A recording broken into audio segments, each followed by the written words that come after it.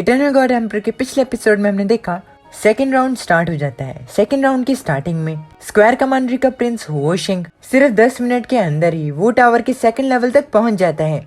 ये देखकर बाकी के लोग काफी ज्यादा शॉक्ड होते हैं क्योंकि ये बहुत बड़ी बात होती है। लड़कियां तो मानो हुओशिंग पर फिदा हो चुकी होती हैं। वो तो उसके साथ शादी करने के बारे में भी सोच रही होती हैं। दूसरी ओर एल्डर्स भी काफी ज्यादा शॉक्ड होते हैं क्योंकि अब हुओशिंग वो टावर के 3rd फ्लोर तक भी पहुंच चुका होता है। ये बात सच में काफी ज्यादा इनक्रेडिबल होती है। अब तभी एल्डर नैंटियन इस सिचुएशन को देखकर अपने साथ में खड़े हुए एल्डर से कहते हैं ये काफी ज्यादा इनक्रेडिबल होगा अगर वो 3rd फ्लोर के फर्स्ट ऑब्स्टेकल को पार कर पाया तो। कुछ समय बाद प्रिंस हुओशिंग बाहर आ जाता है। ये देखकर एल्डर एली हुओशिंग के पास जाते हैं एंड उससे पूछते हैं क्या तुमने 3rd फ्लोर के फर्स्ट ऑब्स्टेकल को पार कर लिया। हुओशिंग के चेहरे पर थोड़ी सी निराशा होती है। हुओशिंग एल्डर एली से कहता है मैंने फर्स्ट ऑब्स्टेकल को तो पार कर लिया लेकिन मैं सेकंड वाले पे फेल हो गया। हुओशिंग की बात सुनकर बाकी सभी पार्टिसिपेंट्स कहते हैं इस बार फर्स्ट प्लेस तो डेफिनेटली हुओशिंग को ही मिलेगी। प्रिंस हुओशिंग के टैलेंट के साथ वो जरूर 3 फीमेल डेविल्स को भी हरा पाएगा। अब वो टावर के अंदर जाने की दूसरी बारी होती है जी क्वेन, याओ किंगटोंग और 10 और पार्टिसिपेंट्स की। याओ किंगटोंग मून कमांडरी से होती है एंड क्योंकि वो भी वो टावर में एंटर करने वाली होती है इसीलिए दूसरे पार्टिसिपेंट्स उसे देखकर उसकी बातें करने लगते हैं। वो लोग कहते हैं कि क्विंगटोंग का सेक्रेड मार्क तब एक्टिवेट हो गया था जब वो 4 साल की थी। उसका सेक्रेड मार्क जो है वो 6th grade Blizzard sacred mark है, इसीलिए वो जरूर इस टेस्ट में अच्छा परफॉर्म करेगी। क्विंगटोंग अपनी तारीफ को सुनकर मुस्कुराने लगती है। अब क्योंकि ज्यादातर लड़के ही उसकी बात कर रहे होते हैं इसलिए सभी लड़कों को ये देखकर काफी ज्यादा खुशी मिलती है कि क्विंगटोंग ने उनकी तरफ देखकर मुस्कुराया।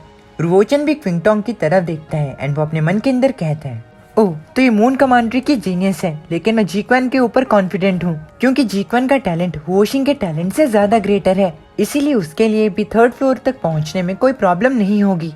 अब कुछ टाइम बाद क्विंगटोंग एंड जीक्वेन टावर से वापस निकल कर आते हैं एंड वो सभी लोगों को बताते हैं कि वो 3rd फ्लोर के फर्स्ट ऑब्स्टेकल को पार कर लिए लेकिन वो सेकंड वाले में फेल हो गए। जीक्वेन की सफलता के साथ युनवो कमांडरी के दूसरे वॉरियर काफी ज्यादा खुश होते हैं एंड वो उसकी तारीफ करने लगते हैं। वो लोग कहते हैं कि लेडी जीक्वेन सच में काफी ज्यादा इनक्रेडिबल है। एक बार अगर वो स्कूल में एंटर करती है तो स्कूल जो है वो जीक्वेन का काफी अच्छी तरीके से ख्याल रखेगा। जीक्वेन की सफलता के साथ चेंगफेंग मुस्कुराते हुए जीक्वेन से कहता है इस साल के न्यू कमर्स तो काफी ज्यादा भयानक हैं। लगता है कि इस बार मैं टॉप 10 में नहीं पहुंच पाऊंगा।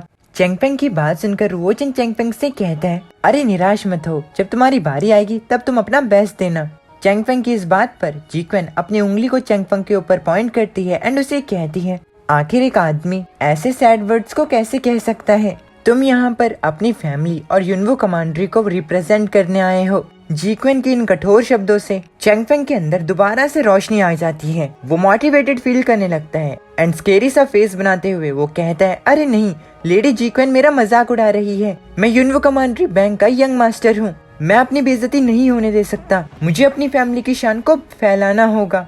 अब कुछ टाइम बाद नेक्स्ट राउंड स्टार्ट हो जाता है। नेक्स्ट राउंड के पार्टिसिपेंट्स होते हैं चेंगफेंग, स्क्वायर कमांडरी का घाओवू एंड जैंग रुओचन। रुओचन वो टावर में एंटर करने के लिए आगे जाता है। सभी लोग रुओचन को देखते हैं एंड वो उसके बारे में तरह तरह की बातें करने लगते हैं।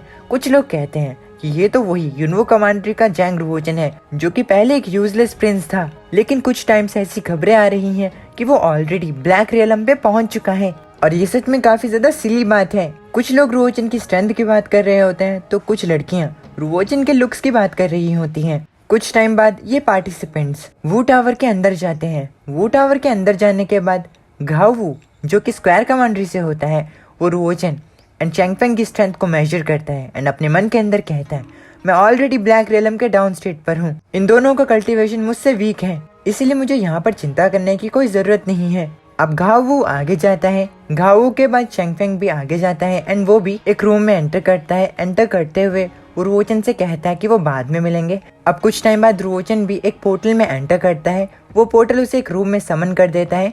उस रूम में एंटर करते ही रुओचन नोटिस करता है कि उस रूम में कुछ तो गड़बड़ है क्योंकि वहाँ की फील्ड बहुत ज्यादा अजीब है। यहाँ तक कि ना तो कोई उस रूम में है और ना ही किसी तरीके का मैकेनिज्म उस रूम में है। अब तभी रुओचन अपने सामने एक छोटे से पोर्टल को देखता है जिसे कि वो एरे कहता है। रुओचन उसकी तरफ देख ही रहा होता है कि तभी उसके अंदर से एक वॉरियर बाहर निकलता है।